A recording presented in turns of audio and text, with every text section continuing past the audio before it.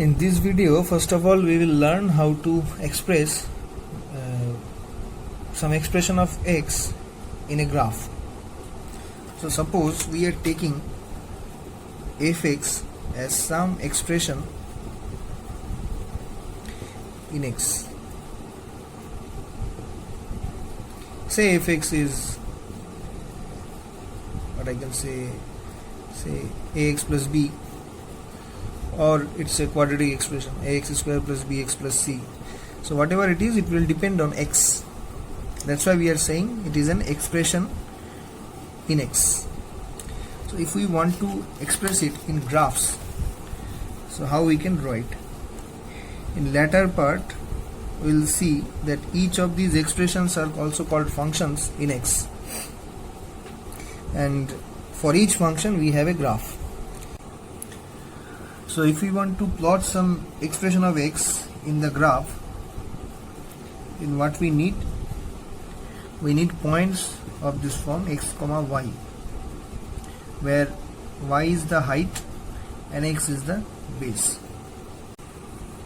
So to plot this expression in graphs, what we need this y value, and here we take this y as the expression fx. Okay. So by this we plot the graph. Suppose we are taking the value x equals to 1, then corresponding to that we will get y equals to some f of 1.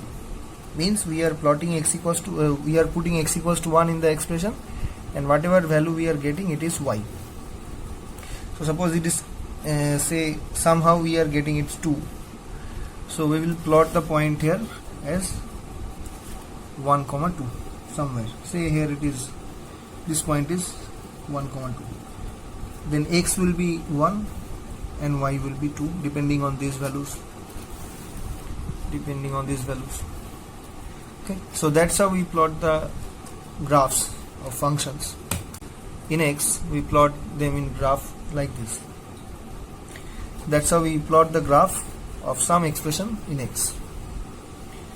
So let us consider one of that example.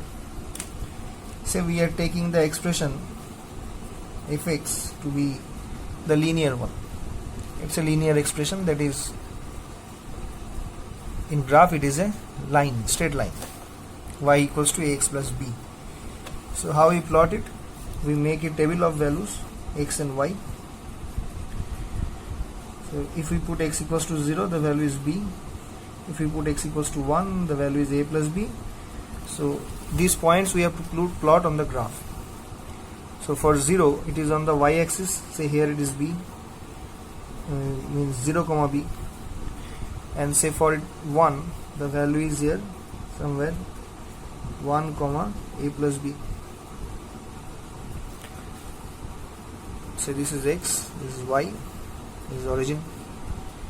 So then joining these 2 points, we get the straight line y equals to ax plus b. Okay, so this is the graph for the expression ax plus b. So that's how we plot the graphs. So now we consider the graph for x square, the simplest quadratic expression x square. So if we make a table of values for this, you can clearly see for x equals to 0, y is 0, for x equals to 1, y is 1, for x equals to 2, y is 4, for 3 it is 9, for 4 it is 16. So you can see it is increasing in a particular manner, that is squaring. So if we plot it in the graph, then we will see, let us take the points on the x-axis. I'm taking the points very much close because the graph will be so. So for 1 it is 1, for 2 it will be 4 something here, for 3 it will be 9 something here, for 4 it is 16. It will be at a higher distance. So at 0 it is 0 here. So if we join these points, we will get something like this.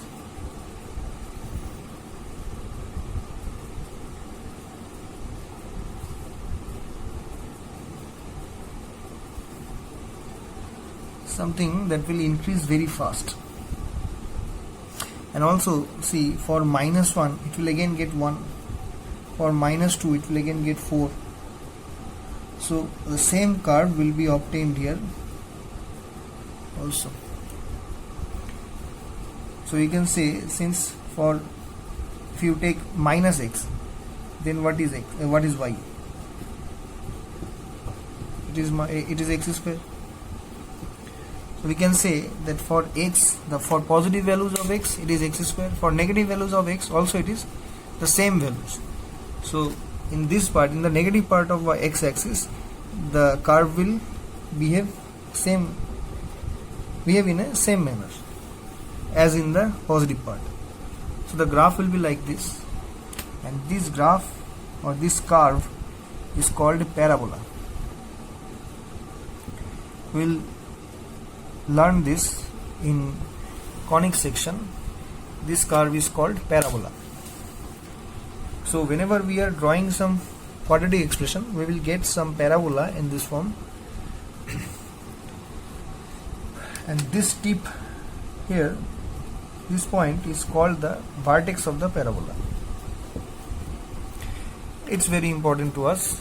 We'll see for each parabola, or for each quadratic expression, we'll get some parabola with some vertex at some point. Okay, so now let us see how we can plot the graph of ax square plus bx plus c. So for that, we need to use this app. It's called the Desmos app. It's a very good app to plot the graphs of any function. So let us see. So in this, we'll plot the equations here. We have to write ax square plus bx plus c. Now to vary the values of a, b, c, we have to add a slider. See here, the slider is set at -10 to 10 for each of the constants.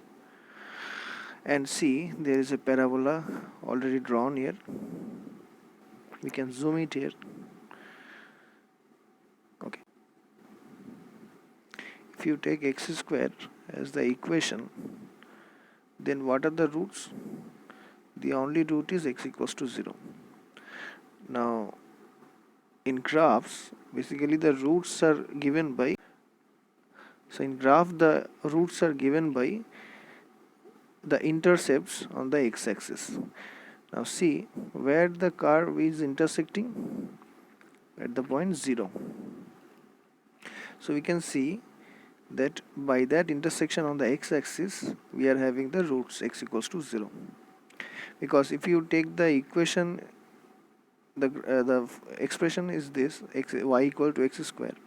Now whenever you are saying x square equals to 0, that means y will be 0.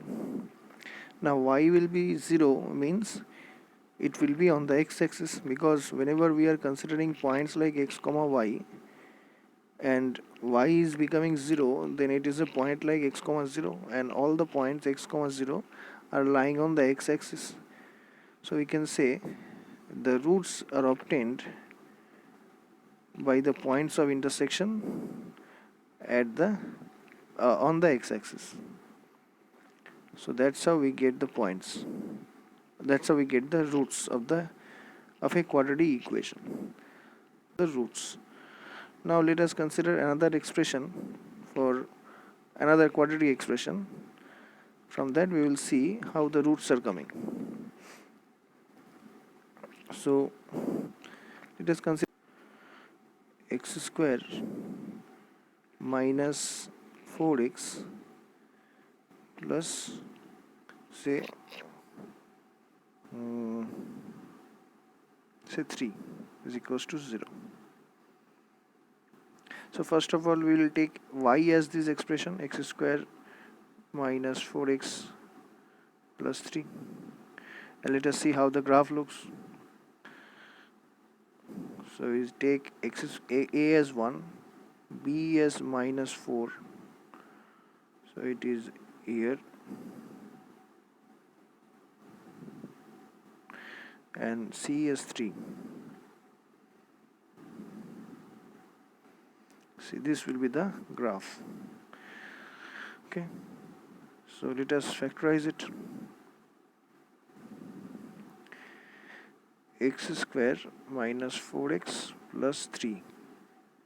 This was the y. Now you are considering it to be 0. That means y will be 0 once here and once here. So if we factorize it, see, it will be x square minus 3x minus x plus 3 is equals to 0. From that we will somehow get x minus 3 into x minus 1 if we factorize, and after the factorization we will get x equals to either 1 or 3. So these are the roots. See, these are coming here, x equals to 1 and x equals to 3 are the x-intercepts of the graph. So from this we can say that the parabola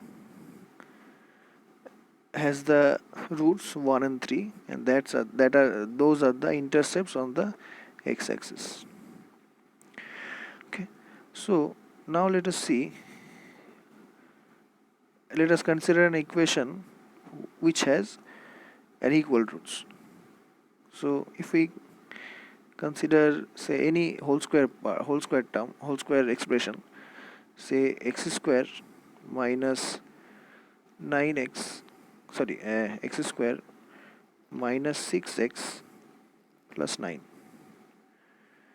is equals to 0, then it will be nothing but x minus 3 whole square, and this gives x equals to 3, 3. So always remember that whenever we are considering equal roots, that will be some expression of the form, it will be some whole square, so that it will come in this form and the roots are becoming real and equal. So let us plot the graph of x square minus 6x plus 9. So x square is okay, minus 6x, so here it will be, and 9 will be here. See, it is intersecting only at the point 3, and that's how we are getting the roots. Previously we have seen that the roots are only 3, so that's how it is becoming 3. So whenever we are getting some equal roots, the parabola will be like touching x-axis, not intersecting. If we are getting to real and distinct roots, then the parabola is intersecting the x-axis at 2 points. And so the next one is the discriminant to be less than 0, that means for imaginary roots. So let us consider an equation for which we are having imaginary roots. One such example is this: x square plus x plus 1. You can easily check that what is b square minus 4ac here. The discriminant is 1 minus 4 into 1 into 1, that is minus 3, that means which is a imaginary term, which is less than 0. So from here we can say the roots are imaginary.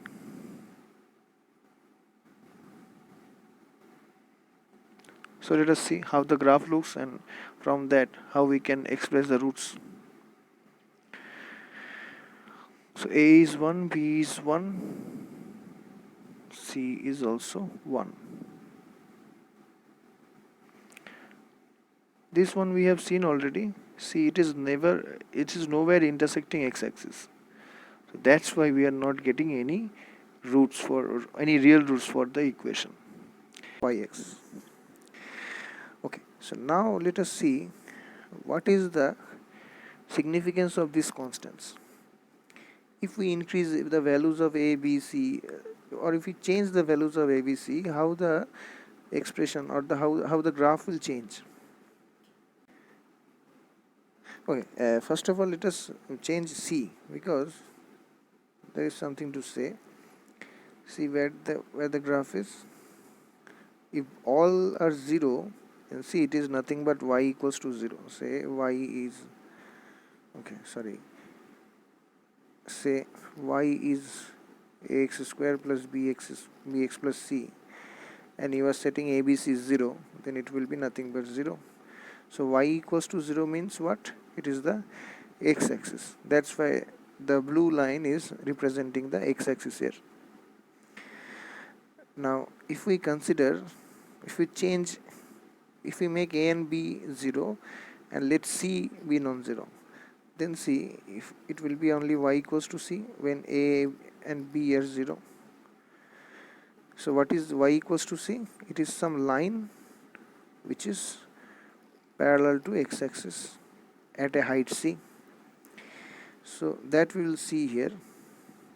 If we if we change the value of c, it will be shifting parallel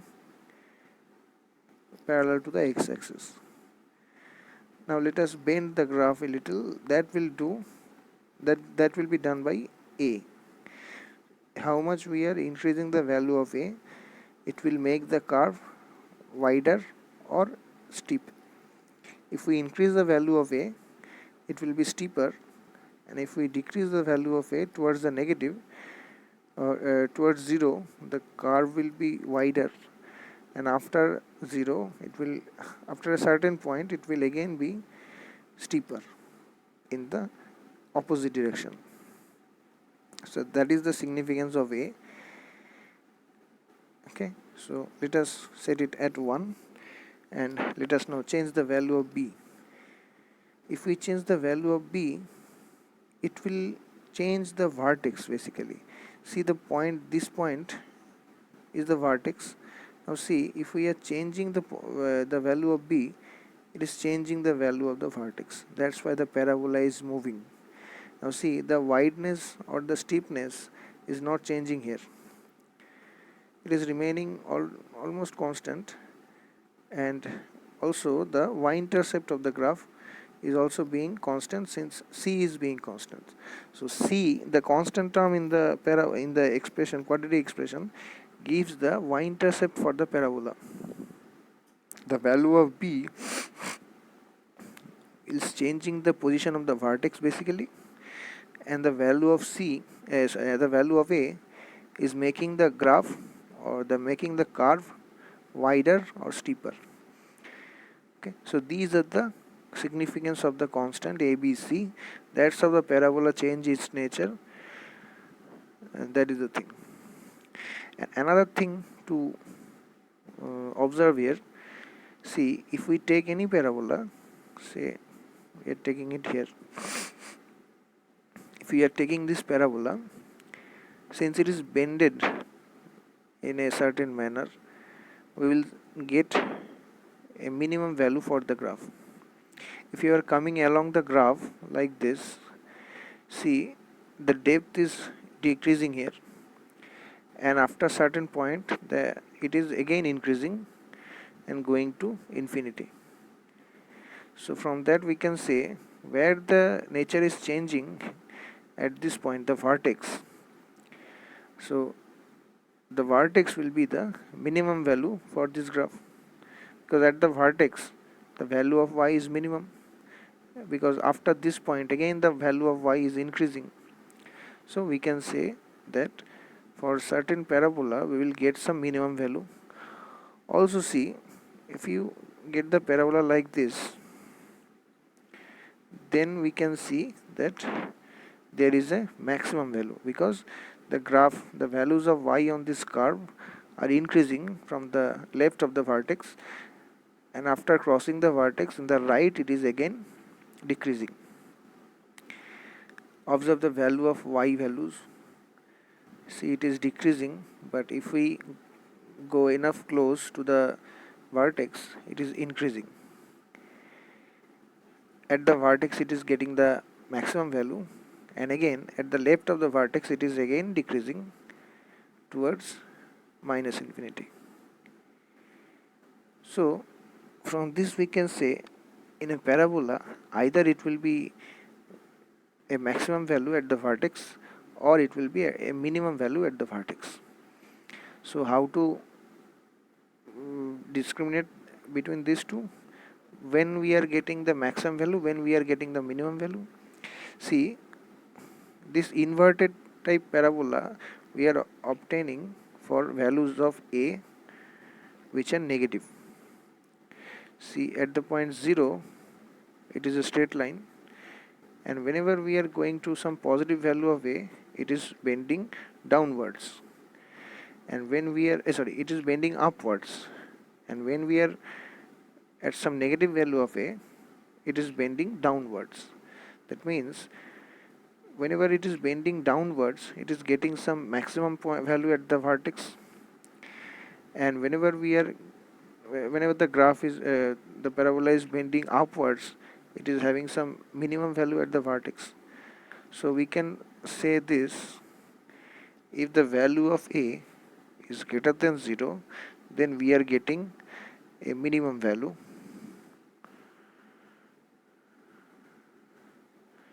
and if the value of a is lesser than 0, we are getting a maximum value. We can see in details with a detailed calculation what is the maximum value. We can calculate it, and we will for now just see it from the graph. So from the graph we can verify that for positive values of a, the graph is having a minimum value. For negative values of a, the graph is having a maximum value. So we have seen that for the expression ax square plus bx plus c, if a is greater than 0, we are having a minimum value,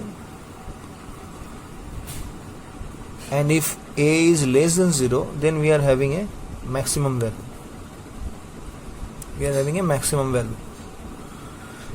Now our task is to find or calculate where the maximum value is occurring and what is the maximum value for this expression. So for that we take this part ax square plus bx plus c as y. So after taking this as y, let us take y in the right hand side. So we can write this. So whatever the maximum value of y is, will be the maximum value of the expression.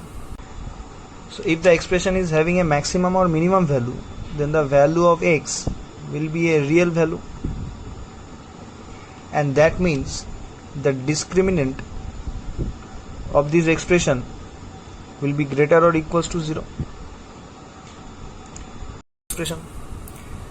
So now see here, this is a quadratic expression also, and if we consider y as constant, then we can calculate the discriminant as b square minus 4a into c minus a.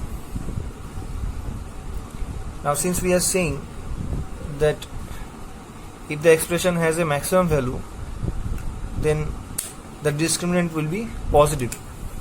So we can say this one is positive, and if this one is positive, then we can write after a little calculation these steps.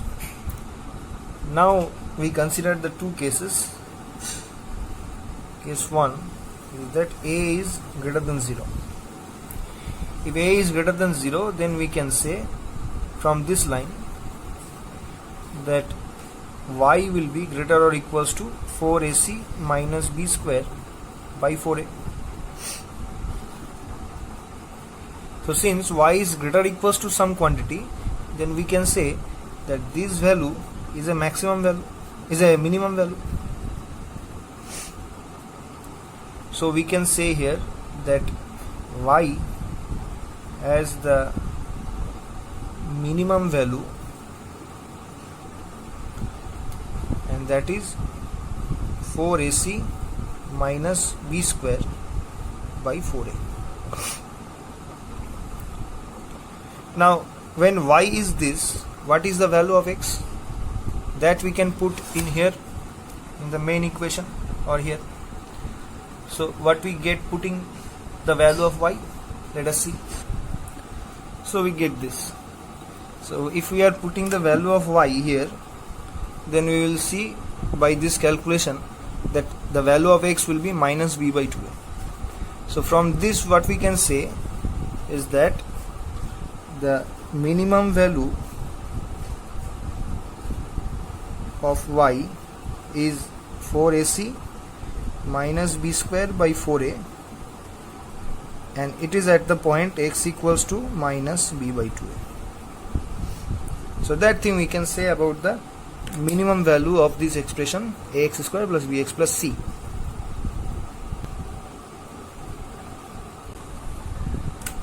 So for case 2 we consider a is less than 0. So from the last line we can write that y will be lesser equals to 4ac minus b square by 4a, since we are dividing by a negative quantity, that is a. Dividing by a, which is less than 0. So that's why the inequality is changing. So now this means y cannot exceed the value 4ac minus b square by 4a. That means we can say that y has maximum value of 4ac minus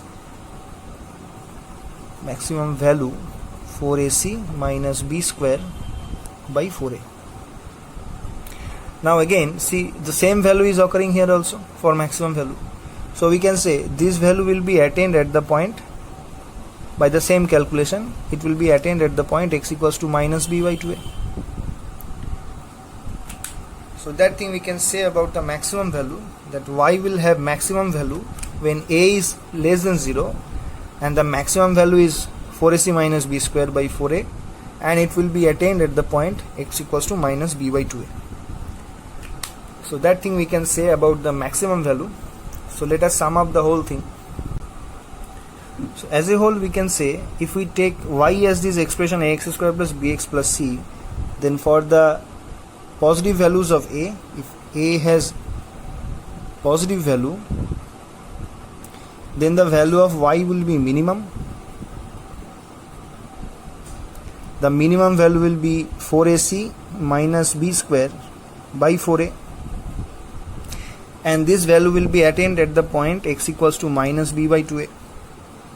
And similarly, if a is less than 0, then the value of y will be maximum, and the maximum value will be 4ac minus b square by 4a, and that will be attained at the point again minus b by 2a.